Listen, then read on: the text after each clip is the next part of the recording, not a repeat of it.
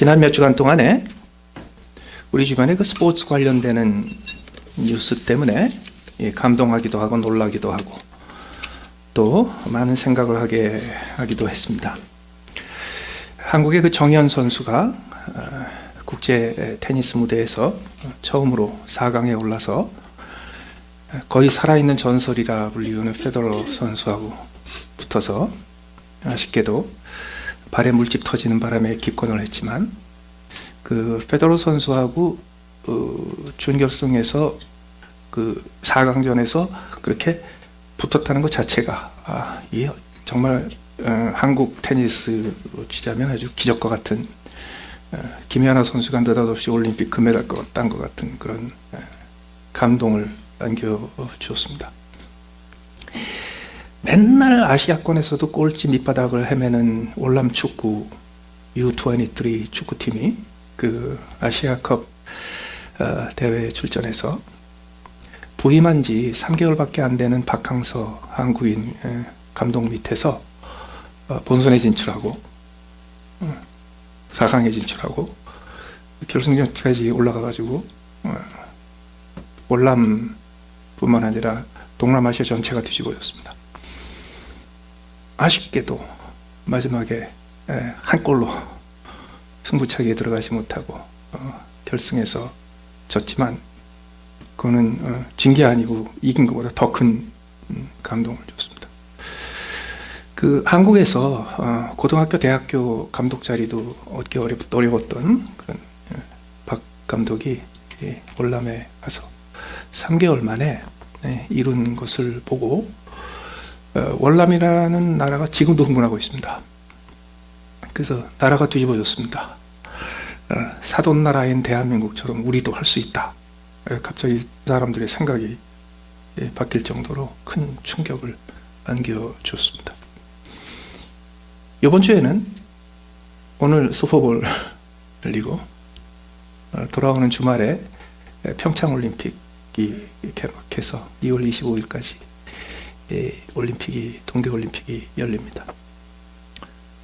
그 박항서 감독이나 정현 선수와 같은 감동적인 장면들이 수없이 연출될 것이고 그것은 그냥 한 개인의 감동에서 그치지 않고 국가와 민족, 거대한 집단의 생각과 동기와 또 새로운 열정을 불러일으키는 거대한 불꽃이 불씨가 되게 될 것입니다. 오늘 본문에 바울 사도는 운동장에서 다름질하는 사람들 예를 듭니다. 운동장에서 다름질하는다 했을 때 이 운동장은 우리말로 운동장 그랬으니까 초등학교 운동장 이 생각이 들지만 원래 있는 본문의 표현은 스타디움입니다. 스테디움. 이 스테디움에 조직적인 운동 경기를 거대한 규모로 시작했던 게 그 당시 그리스 로마 문화였습니다. 그때 시작된 겁니다. 그래서 오늘 우리가 슈퍼볼 때문에 그 미국 전체가 TV 앞에 모이고 열광하는 것처럼 이미 2000년 전 그리스 로마 문화 속에 그와 같은 스포츠 행사가 깊이 뿌리박고 있었습니다. 그때는 뭐 TV 중계 같은 건 없었지만요. 웬만한 도시에는 아주 제대로 된 수많은 관중들을 모을 수 있는 스타디움이 반드시 있었습니다.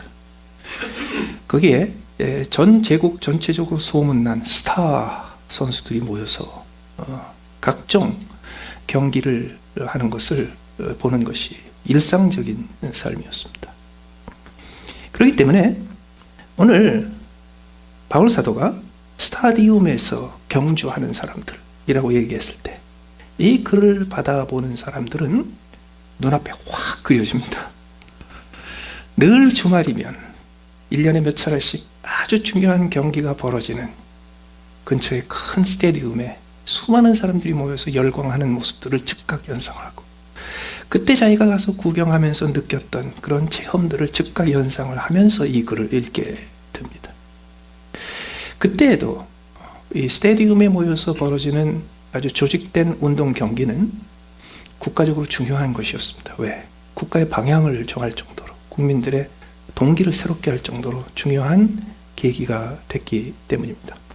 그렇기 때문에 이 오늘 본문에 등장하는 이 운동장에서 스타디움에서 뜀박질하는 사람들의 그림을 통해서 하나님 나라의 시민들에게 어떤 도전을 하는가를 알려면 바울이 이 글을 썼을 그 당시에 스포츠 문화가 어떤지를 조금 이해를 해야 합니다.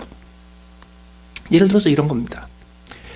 우리가 아는 지금 현대 스포츠는 서구에서 시작한 스포츠입니다. 고려시대 때, 조선시대 때 스포츠도 있었지만 그게 다 단절돼서 현대로 이어지지 않고 있습니다. 그래서 우리가 아는 스포츠는 다 서구권에서 이어진 수천 년 동안, 2000년에서 3000년 동안 이어진 스포츠입니다. 그런데 이 스포츠의 기원이 뭔지를 알아야 합니다. 스포츠는, 운동 경기는 한결같이 전투행위입니다. 육상, 뛰고, 달리고, 높이 뛰고, 넓이 뛰고, 이거 다 군사훈련입니다. 또 육상에서 필드, 투포환, 이 군사훈련입니다. 군인 훈련시키는 겁니다. 투창, 창 던지기, 이것도 군인입니다. 활쏘기, 군사훈련입니다. 그때 뭐 총은 없었지만 요새 뭐 총 쏘는 거, 사격, 군사훈련입니다. 원래 스포츠는 2000년, 3000년 전에 군사훈련이었습니다. 그런데 군사훈련이 왜 전쟁에서 스포츠로 바뀌었나? 이유가 있습니다. 그 당시에 한 나라의 국력은 경제도 아니고 민주주의냐, 독재주의냐, 왕정이냐 이런 것도 아닙니다. 얼마나 군사력이 강하냐, 그게 국력입니다. 근데 그 당시의 국력은 미사일을 몇 개 가지고 있냐, 이게 아니에요.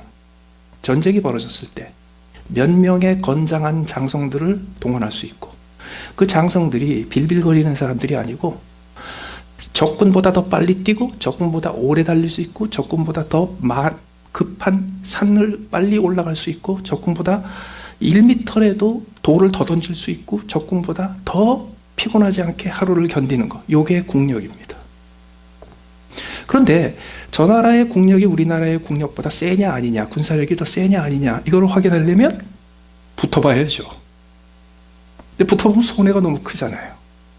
그렇게 붙었다가 잘못 계산해서 붙었다가 큰 손해를 당한 적이 많잖아요. 그래서 외교적인 차원에서 정탐을 하기 시작했습니다. 어떤 정탐을 하냐면 저 나라 청년들이 얼마나 달리기를 잘하냐, 이런 거.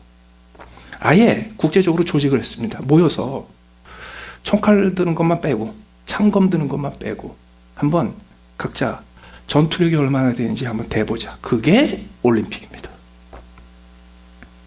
그렇게 모여서 한 나라의 청년들이 압도적으로 빨리 달리고 압도적으로 멀리 뛰고 압도적으로 빨리 기어오르고 압도적으로 창을 멀리 던지면 그 나라하고는 전쟁할 생각을 말아야 합니다. 그래서 모든 스포츠는 기본적으로 전투훈련입니다. 그걸 견주는 겁니다.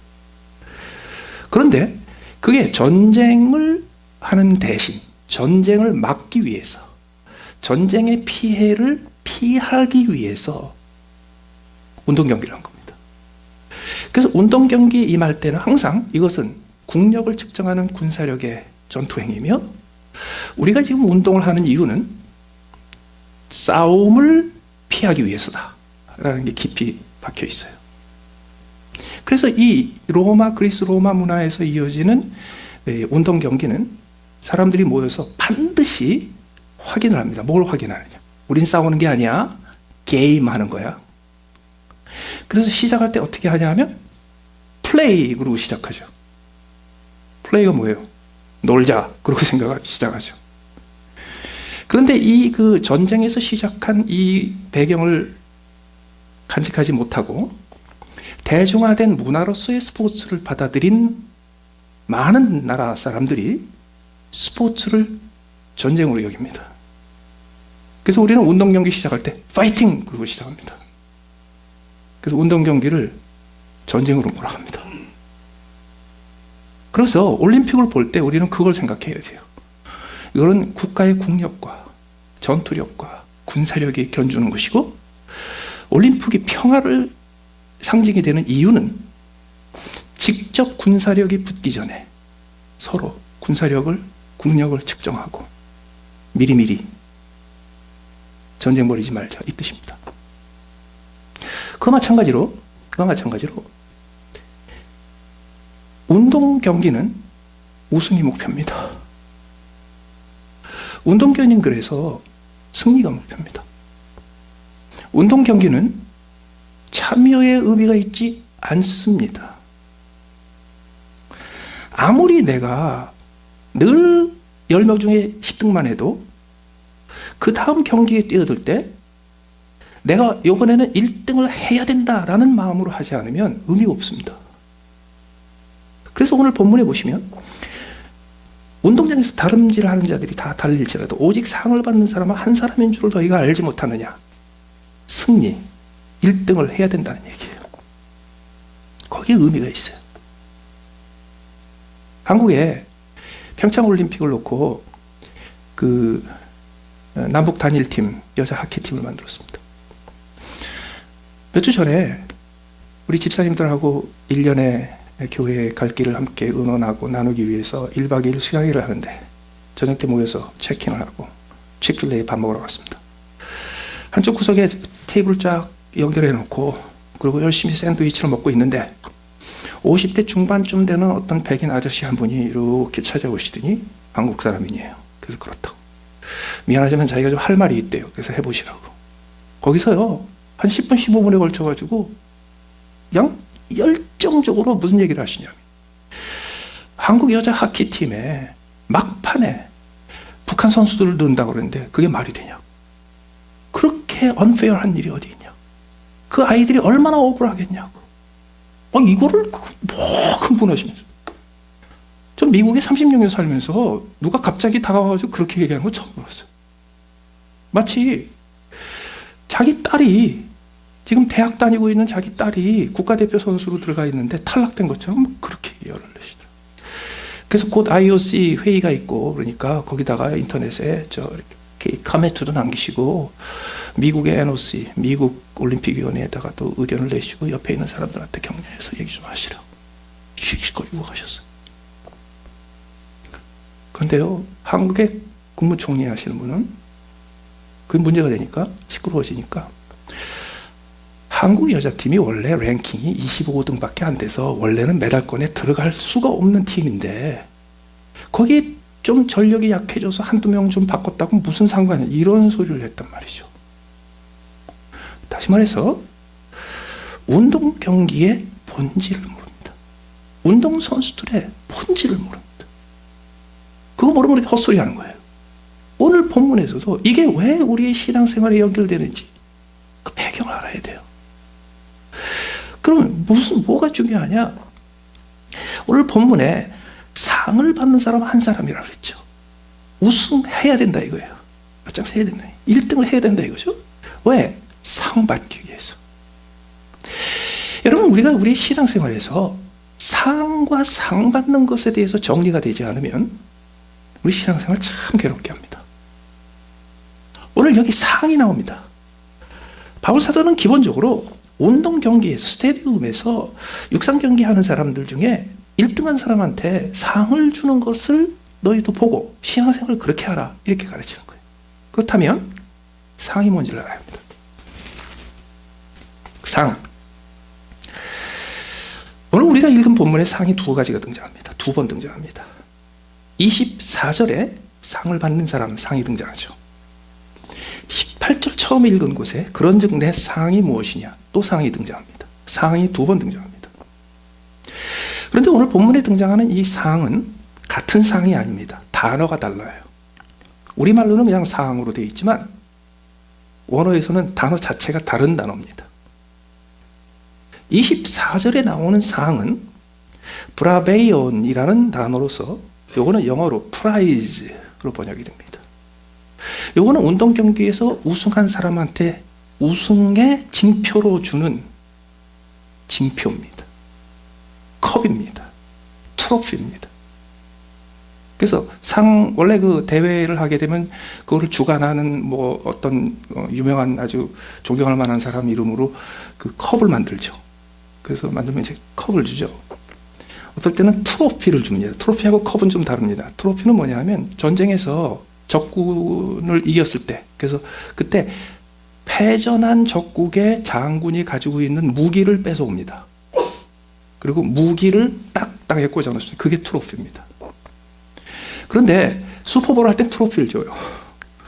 그런데 대부분 운동 경기에서는 컵을 주죠. 이 컵이 뭐냐 이겁니다. 컵은요, 황제나 왕이 주관하는 운동 경기에서 다 모여서 드디어 챔피언, 우승자가 나왔어요. 그럼 그 우승자에게 상을 주되 컵에다가 술 한 잔 따라서 마시라고 줍니다. 그게 우승컵의 기원입니다. 여기 본질적으로 깔려있는 게 뭐냐면 우승자에게 아무런 보상을 하지 않습니다. 우승했다는 것을 왕이 주관하는 주체자가 칭찬하고 인정하는 것, 인증하는 것이 24절에 등장하는 상입니다. 그런데 이 상을 추구하기 위해서 뛰는 거하고 아시안 게임과 올림픽 게임에서 동메달 악권에 안에 들어가면 군대를 면제받을 수 있다, 이렇게 뛰는 거하고 달라요. 오직 아무런 보상 없이 그 왕이, 대통령이 나에게 인정해주는, 우승자를 인정해주는 그 한마디를 듣기 위해서 뛰는 것, 이게 운동경기의 본질입니다. 아무리 맨날 꼴찌를 해도 뛰어들 때마다 이번에는 내가 다시 한번 최선을 다해서 저분이 내리시는 수고한다, 축하한다, 네가 우승했다 라는 그 한 잔의 축배를 받기 위해서 그거 하는 겁니다. 그래서 그게 상이에요, 여기. 그런데 18절에 나오는 상은 좀 다릅니다. 그거는 미토스라는 단어입니다. 요거는 영어로 wage라고 합니다. 우리말로는 임금입니다. 한국의 요새 최저임금 때문에 나라가 좀 어지럽죠. 그 임금입니다. 요거는 노동한 시간에 비례해서 주는 삭입니다. 삭. 우리말로는 똑같이 상이라고 하는데 달라요. 이 차이를 알아야 합니다. 왜? 제일 먼저 18절에 가보세요. 그러면 내 상이 무엇이냐? 첫 번째 상을 살펴봅니다. 여기서 이 상 얘기가 왜 나왔냐면요, 바울 사도가 1절부터 17절에 이르기까지 줄기차게 무슨 얘기를 하냐면요, 내가 사도로서 복음을 전하며 제자로서 살아가는데 내가 하나님 앞에 누릴 수 있는 권리가 있다. 내가 사역하면서 경제적으로 내가 하나님 앞에 공급을 받을 수도 있고, 내가 사역을 하면서 내 시간을 절대적으로 하나님 앞에만 쓰는 게 아니라 내 아내와 내 자식들한테 쓸 수 있도록 가정을 꾸릴 권리도 있다. 하나님이, 내가 하나님을 섬기며 하나님께 종으로 하나님을 섬기는 그리스도의 제자로 살면서도 그런 거 다 할 수 있도록 권리를 주셨다. 그런데 나는 그 권리를 쓰지 않는다. 왜? 내게 있어서는 상이 있기 때문에. 다시 말해서 18절에서 내 상이 무엇이냐, 내가 일하고 섬긴 것의 보상이 무엇이냐, 그거를 정리하는 거예요. 우리는 신앙생활을 하면서 아주 단순하게 삽니다. 어떻게 사냐면요, 내가 하나님 앞에 하나님이 기뻐하시는 일을 하면 하나님이 나한테 상 주시고, 그래서 축복해 주시고 채워 주시고, 그리고 내가 하나님 앞에 이렇게 제대로 하지 못하면 상을 안 주시거나 아니면 어떨 때 뺏어가기도 하시고 어떨 때 혼내기도 하시고. 원래 그런 거는요, 어린아이 때 쓰는 겁니다. 어른이 되면 인생이 그렇게 단순하지 않다는 걸 빨리 알아야 합니다. 오늘 본문도 똑같습니다. 바울 사도는 자기가 사역하면서 받는 보상을 어떻게 여겼냐 이거예요. 그러면 그 보상이 무엇이냐? 내가 복음을 전할 때 값없이 전하고 복음으로 말미암아 내게 있는 권리를 다 쓰지 아니하는 것이 이것이로다. 바울 사도에게 물어봤어요. 바울 사도요, 그렇게 희생하고 그렇게 열심을 하고 그렇게 충성을 다하셨는데 당신의 보스인 예수님께서 당신한테 무슨 보상을 주시던가요? 그때 이 바울 사도가 이렇게 얘기합니다. 저는요, 이미 보상을 받았어요. 어떻게 해요? 이렇게 얘기합니다. 내가 받은 보상은 내가 여태까지 주님을 섬기는 과정에서 아무런 값없이 전하고 내가 오히려 쓸 수 있다고 보장된 권리조차도 포기하면서 주님을 섬겼다는 사실 자체가 나에게 보상입니다. 왜 그런지 아세요? 이유가 있어요. 우리는 예수 그리스도의 죽으심과 부활하심과 그분의 희생을 통해서 무한한 은혜로 구원을 받아 하나님의 자녀가 되었기 때문에요. 이미 한없는 보상을 받았어. 하나님 나라의 최저 임금이 뭔지 아세요? 무한한 거예요. 우리는 하나님 나라에서 최저 임금 받고 일하는 사람들 아니에요. 우리는 하나님 나라에서 최고 임금을 이미 받았어요. 그 최고 임금은 뭔데? 한없는 사랑이고 한없는 용서고 한없는 은혜예요. 그게 이미 보상이에요. 그런데 왜 바울 사도는 값없이 전하고 복음으로 말미암아 내 권리를 다 쓰지 아니하는 것이 보상이라고 그랬냐고요. 이유가 있어요. 예를 하나 드릴게요. 금요일 날 아침에 출근을 했더니 보스가 급히 부르더니요, 당장 출장 갈 일이 있대. 내일 토요일 날 어딜 가서 갑자기 일을 하나 처리할 일이 생겼는데 당신이 가야 된대. 그래서 토요일 날 일 안 하는 날인데요, 주말인데요, 아직 급해서 안 되겠대. 그럼 가죠 뭐. 근데 보통 그렇게 일 안 해도 되는 주말에 출장을 가면 보통 때보다 더블로 쳐가지고 300불을 줍니다. 그래서 이번에도 저기 오버타임 다 쳐가지고서 일한 걸로 해서 삭스를 줄 테니까, 웨이지를 줄 테니까 걱정하지 말라고. 그 대신 토요일 날 출장 가서 일 처리하고 오는 동안에 들어갔던 비용은, 출장 비용은 월요일 날 청구하라고. 그건 얼마가 들었든지 다 갚아주겠다. 오케이? 그래서 출장을 가려고 그러는데 보스가 오더니요, 이거는 당신한테 미리 주는 삭시야, 상이야. 내일 일할 상. 그리고 봉투에다가 현금을 담아서 딱 줍니다. 오케이? 딱 넣었어요.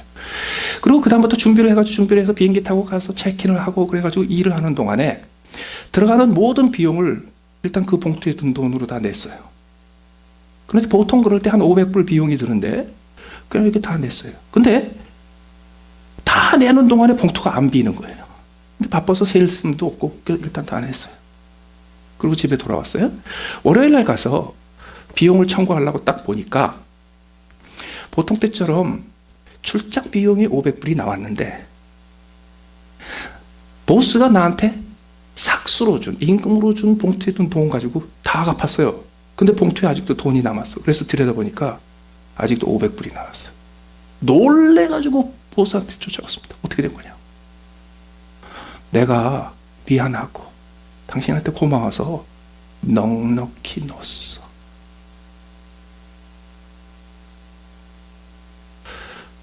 당연히 보스가 회사가 내야 될 돈을 내 돈으로 냈는데도 남은 돈이 보통 때 받은 것보다 많아요. 그럴 때 회사에서 내야 될 돈을 내가 500불을 내 주머니에서 냈었어도 그거는 내 상이에요.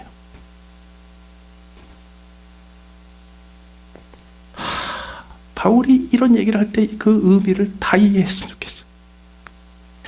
내가 하나님의 종으로, 그리스도의 종으로 내가 열심히 희생하며 받을 것 못 받으며 내 권리를 포기하면서까지 섬길 때마다 내가 이렇게 내 인생에서 내가 가진 것에서 드릴 수 있다는 것 자체가 하나님이 나한테 넘치게 주셨다는 거야.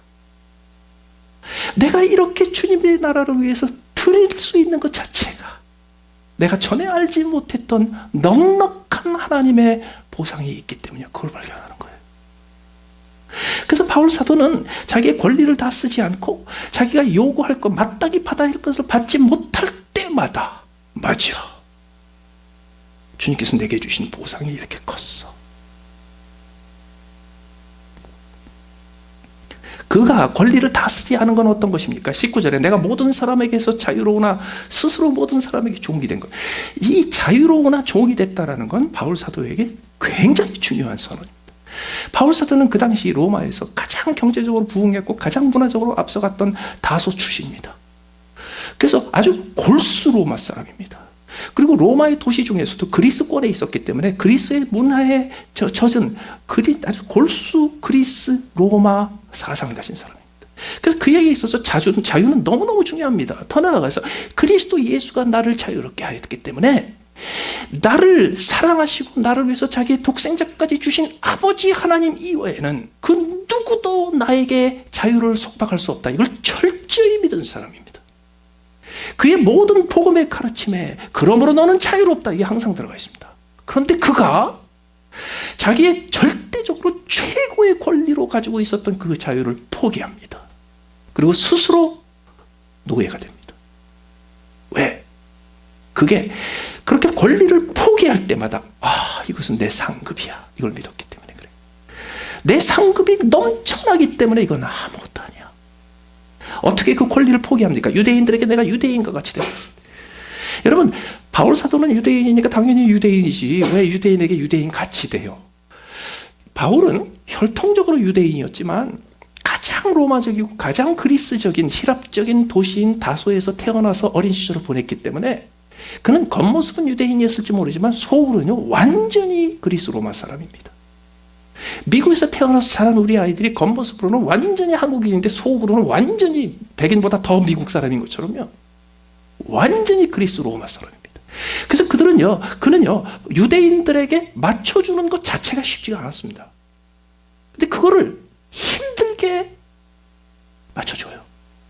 자기 권리를 포기해. 20절 유대인들에게 유대인같이 되며 율법 아래에 있는 자들에게 내가 율법 아래에 있지 아니하나 율법 아래에 있는 자같이 된 것은 바울에게 있어서 그의 모든 자유를 확보하는 것 중에서 마지막 단계가 하나님이 주신 모세의 율법으로부터 자유하는 거예요. 그게 모세의 율법으로부터 자유하지 않으면 아무리 이 세상에서 자유한다고 해도 하나님 앞에서 자유한 사람이 아니라는 거예요. 그게 바울의 복음의 핵심 중에 핵심이었습니다. 그런데 그는요 그 자유를 포기합니다. 자기 스스로 율법 아래 매여 있으면 안 된다고 그렇게 주장하고 가르치고 설파했던 사람이 스스로 율법 아래 매이는 행동을 합니다. 율법 없는 자에게 내가 하나님께는 율법 없는 자가 아니고 오히려 그리스도 율법 아래에 있는 자나 율법 없는 자와 같이 된 것은 이건 뭐냐면요 유대인들은 모세의 율법을 알지 못하고 하나님의 율법을 알지 못하는 그리스 로마 헬라 사람들을 사람으로 여기지 않았습니다. 그들의 지위가 개하고 돼지하고 똑같습니다.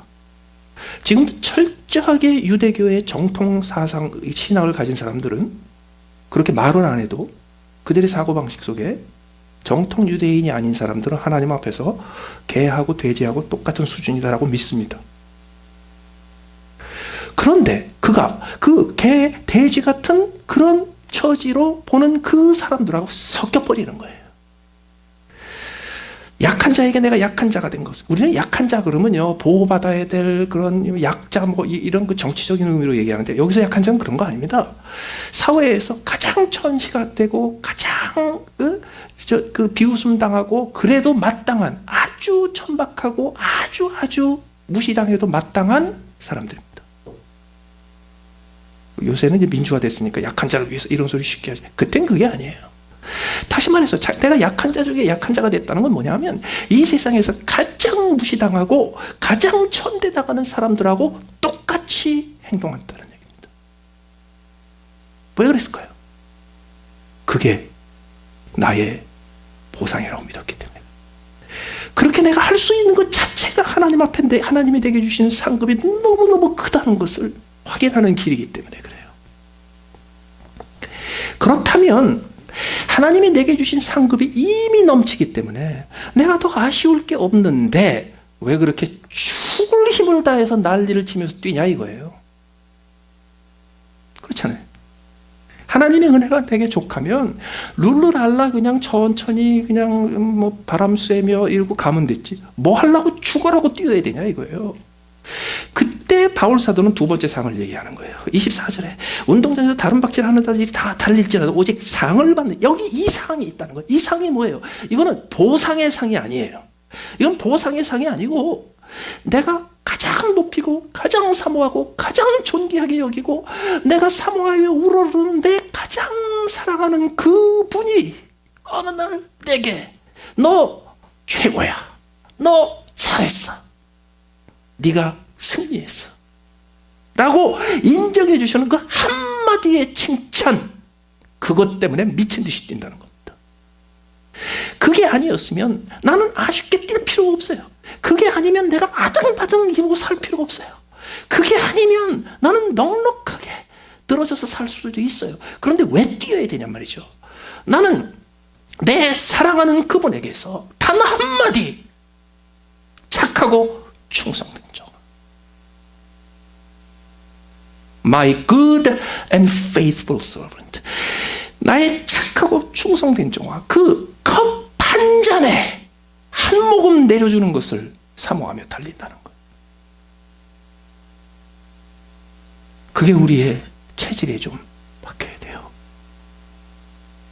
그 컵 하나 받기 위해서 그분의 칭찬 한마디에 내 모든 것을 겁니다. 그렇기 때문에 어떻게 합니까? 운동장에서 다름박질 하는데 너희도 상을 받도록 이와 같이 다름질하라. 이와 같이라는 단어를 조심하셔야 합니다.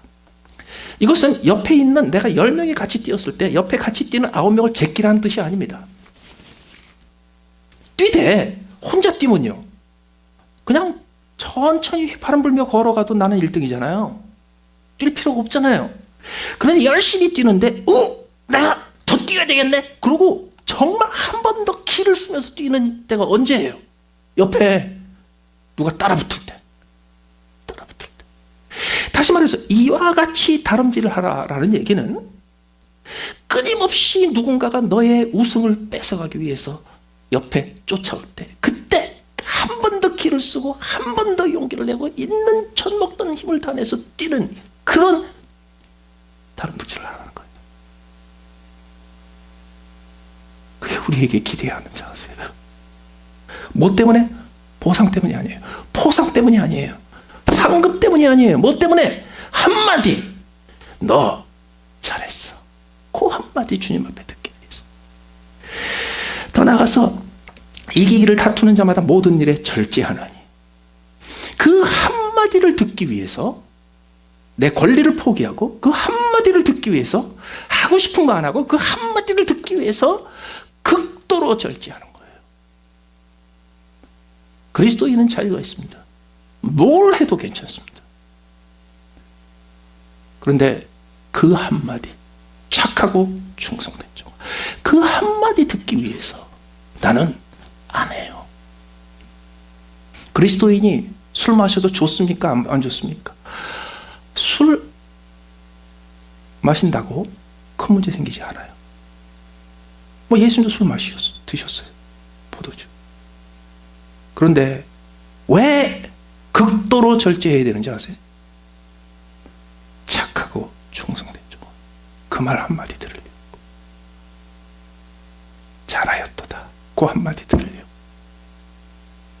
해도 되는데 안 하는 거예요. 안 해도 되는데 하는 거예요. 그 대신에 해도 되는데 안 하는 거를 기를 쓰고 안 해요. 안 해도 되는데 하는 거를 기를 쓰고 해요. 술 안 마시는 게 그렇게 대단해요? 대단해요. 그런다고 벌 받는 것도 아니고 상 받는 것도 아닌데 대단해요. 왜? 그거 하나 가지고 주님은 나에게 착하고 충성된 종아, 잘했다. 더 나아가서 이기기를 위해서 뛰는 사람들은 다름박질 하기를 향방 없는 것 같이 아니합니다. 26절에 싸우기를 허공을 치는 것 같이 아니합니다. 그래서 목표가 중요한데요, 새겨 들으세요. 기독교의 가르침은 목표를 성취하는 게 아닙니다. 방향을 잃지 않는 겁니다. 우리는 목표를 설정하고 그 목표를 이루어내는 거, 그게 하나님 나라에서 그렇게 중요하지 않습니다. 하나님 나라에서 중요한 거는요, 내가 어느 만큼 진도가 나갔는지 상관없이 방향을 잃지 않는 겁니다. 하나님 나라에서는요, 정상을 향해서 등산을 하는데 어떤 사람은 100m에서 지쳐서 쓰러지고 어떤 사람은 200m 정상에서 지쳐 쓰러지고 어떤 사람은 700m 정상에서 지쳐 쓰러지고 어떤 사람은 이틀 만에 700고지를 지나가는데 어떤 사람은 헤매고 해가지고요, 이 베이스 캠프에서 저 베이스 캠프에서 헤매서 남들이 사흘에 갈 거를요 일주일 걸려서 가고, 그런 일이 수도 없이 벌어지지만 하나님께서 그게 중요하지 않습니다. 뭐가 중요해요? 방향을 잃지 않는 게 중요합니다. 누가 10발자국을 가느냐 1발자국 안 중요합니다. 웬만하면 하나님께서 휙 업어서 데려가실 수 있습니다. 안 중요합니다. 방향이 중요합니다.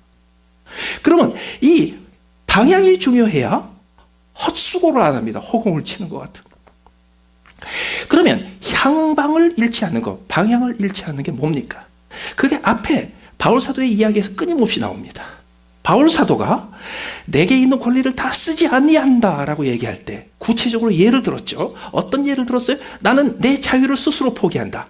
나는 유대인들과 같이 되려고 애를 쓴다. 유대인들 옆에서는. 나는 율법 아래에 있는 자 옆에서는 율법 아래에 있는 자처럼 행동하고, 나는 율법 없는 자에게서는 율법 없는 자에게.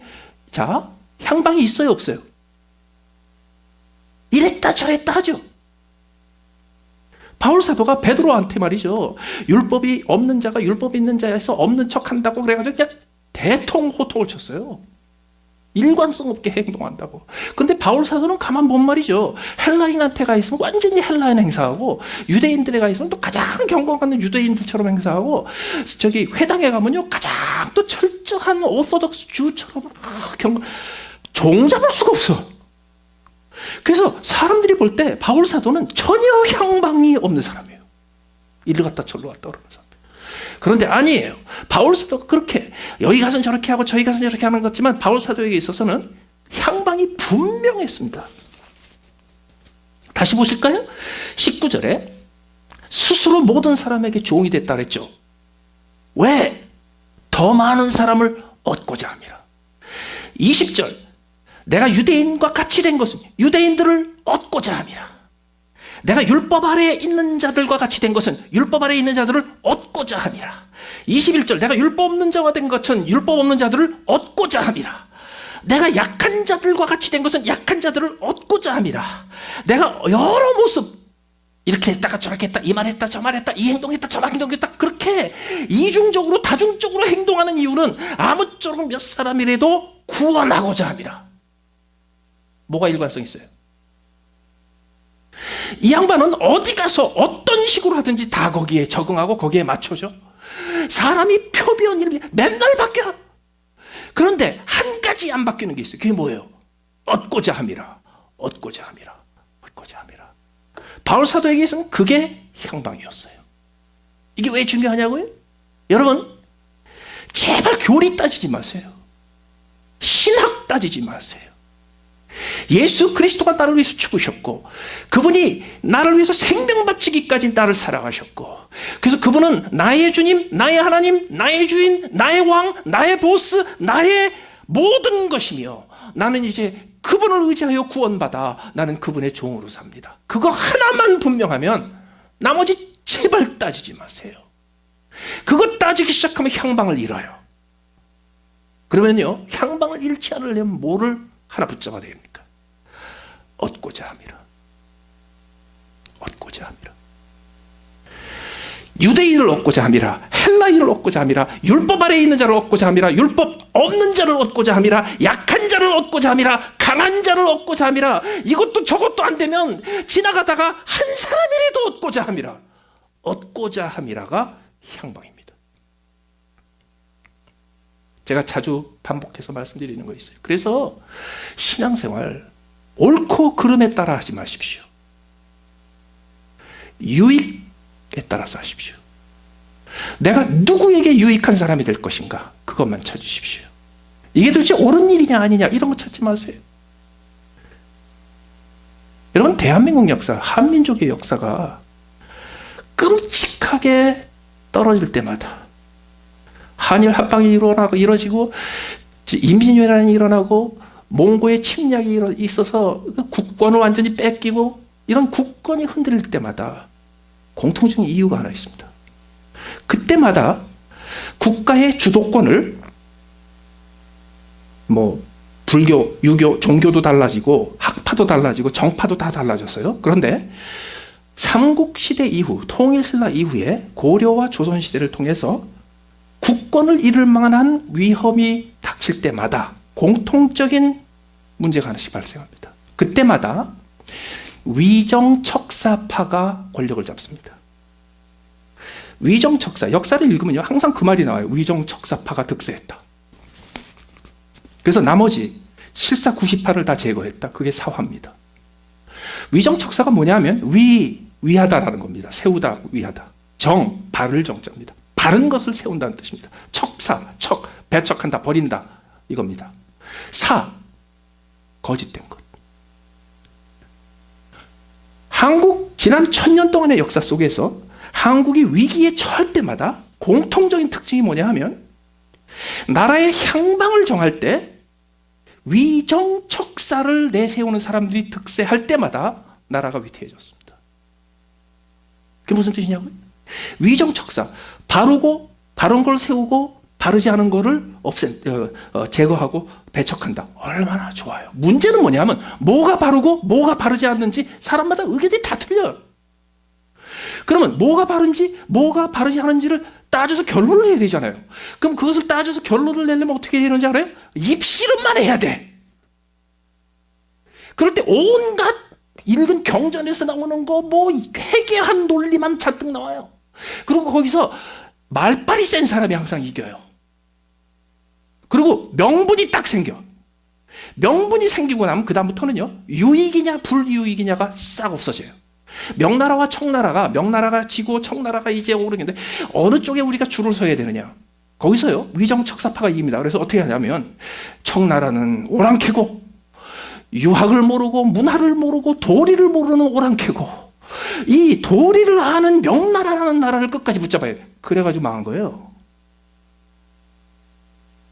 그때 아닙니다. 우리가 나라의 국방을 유지하려면 빨리 청나라와 손을 잡아가지고 명나라를 쳐야 됩니다. 왜냐하면 청나라가 명나라보다 세졌으니까.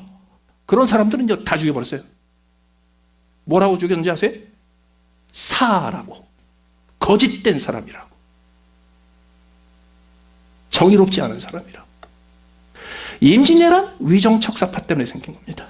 한일합방 위정척사 때문에 생긴 겁니다. 그럴 때마다 어떤 일이 벌어졌는가? 노동의 가치를 알고 생산을 해보고 그래서 실제로 사람들을 먹여 살리는 것이 가장 중요하다는 것을 체험한 사람들은 다 제거됐습니다. 기독교는요 예수님께서 오셔서 심오한 진리를 선포하신 게 아닙니다. 우리를 위해서 죽어주셨지. 그게 우리의 향방이에요. 율법이 있네 없네 따지지 마시고 유대인이냐 헬라인이냐 이런 거 따지지 마시고 자유인이냐 자유를 뺏어내냐 이런 거 따지지 마시고 다 귀한 거예요.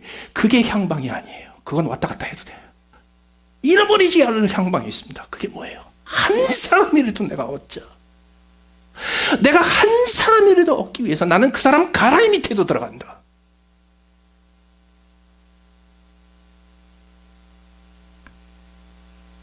백성 한 사람이라도 먹여 살리는 게 최고다. 정의를 찾다가 올바른 나라 세우다가 다 굶겨 죽여.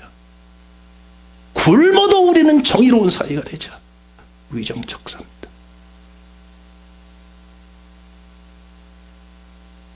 하나님 나라는 그렇게 살면 안 돼요. 정의를 세우는데 거품을 물면 교회가 깨집니다. 가정이 깨집니다. 관계가 깨집니다. 나라가 깨집니다.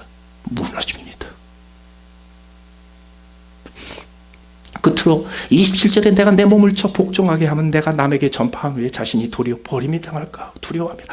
바울 사도는 여기서 다른 거 다 열심히 얘기하다가 두렵다라는 한마디를 합니다. 뭐가 그렇게 두려운데? 내가 버림을 당할까 두렵다. 이건요 까딱 실수하면 나중에 구원 뺏긴다 이런 뜻이 아니에요. 이거 무슨 뜻이냐면 23절에 나오는 내용입니다. 내가 복음을 위하여 모든 것을 행하면 복음에 참여하고자 할지라. 참여하고자 할지라. 바울 사도에게는 두 가지 목표가 있었어요. 뭐냐면 두 가지 향방이 있었어요. 첫째는 복음을 위하여 뭔가를 하는 것. 무엇을 위해? 누군가를 얻기 위해서. 그게 행함이에요. 그런데 바울 사도는요, 행함에서 그치지 않고 being, 내가 어떤 사람이 되느냐도 포기하지 않았어요. 그러면 행함은 뭐예요? 누군가를 얻기 위해서 나는 향방을 정하고, 그리고 나는 다른 박질하되 죽어라고 숨이 꺼질 정도로 나는 뛸 거예요. 그런데 또 한편 그렇게 하는 과정에서 나는 더 나은 사람이 될 거예요. 어떤 사람? 나는 복음을 증거하는 사람에서 머무르지 않고 복음에 참여하는 사람이 될 거예요.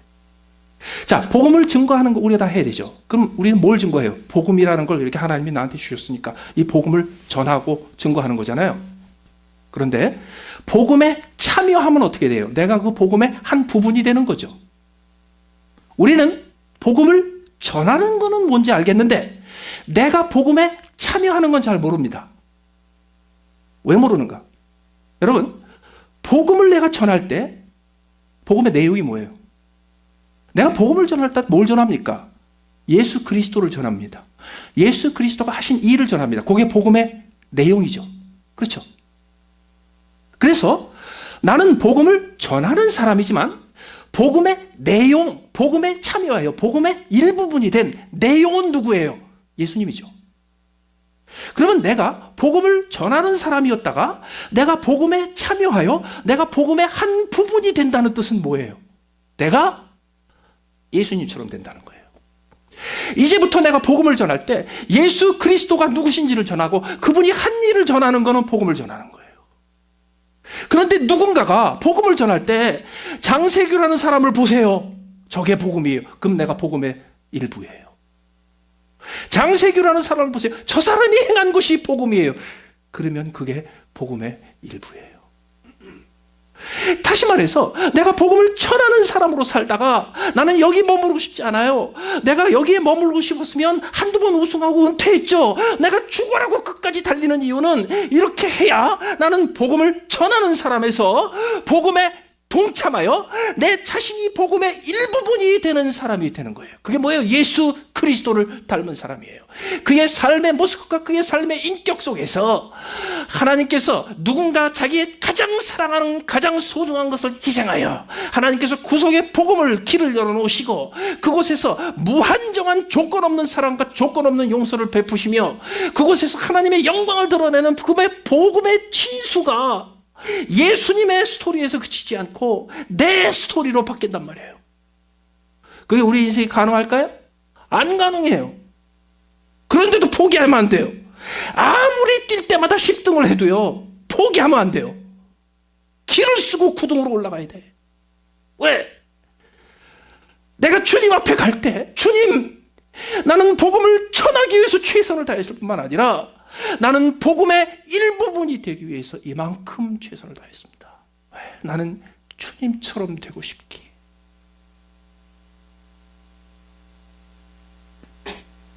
그럴 때 주님께서 잘했다. 저기 어떤 이상한 종교에서 나오는 것처럼 전혀 17명을 붙여줘봐. 그게 아니고 딱 한마디 하세요. You are good servant. You are faithful servant. You did well. 그 다음에는요. 그렇죠? 그리고 그 다음에 무슨 얘기하는지 아세요? 네가 작은 일에 충성하였으니 큰 일을 맺기리라. 더 혹사시키겠다는 거예요. 가서 발 뻗고 자라. 이게 아니에요. 근데요. 상관없어요. 그때 주님께서 나한테 잘했어. 요 한마디. 이따가 슈퍼볼 보시면서요. 이번 주에 동계올림픽 열리는 거 보시면서 하나님 나라에서 내가 향방 없는 것 같이 뛰지 아니하고 주님께서 내게 주시는 컵, 예수 그리스도 컵, 프레지던스 컵 이런 거 말고 슈퍼볼 이런 거 말고 주님께서 내게 주시는 그 기념컵, 우승컵, 그 한마디 잘하였도다. 착하고 충성된 그거 한마디를 듣기 위해서 나도 우승한다. 나도 1등한다. 내가 설령 1등하지 못해도 1등하는 놈보다 나는 더 요란스럽게 뛴다. 최소한 나는 1등은 못해도 1등하는 놈처럼 보이게 뛸 수 있다. 그거 아세요? 더 요란스럽게 뛰어서 걔가 1등 할 건데 항상 꼴찌 하는 애. 그게요, 바울사도가 의도한 거예요. 이제부터 너희들은 스테디움에 가서 뛰는 사람을 볼 때마다 너희가 주님 앞에서 어떻게 뛰어야 될지를 그려봐라. 그렇게 했을 때 너희들은 복음을 전하는 데서 한 단계 올라와서 복음의 일부분이 된다. 다 같이 기도하시겠습니다.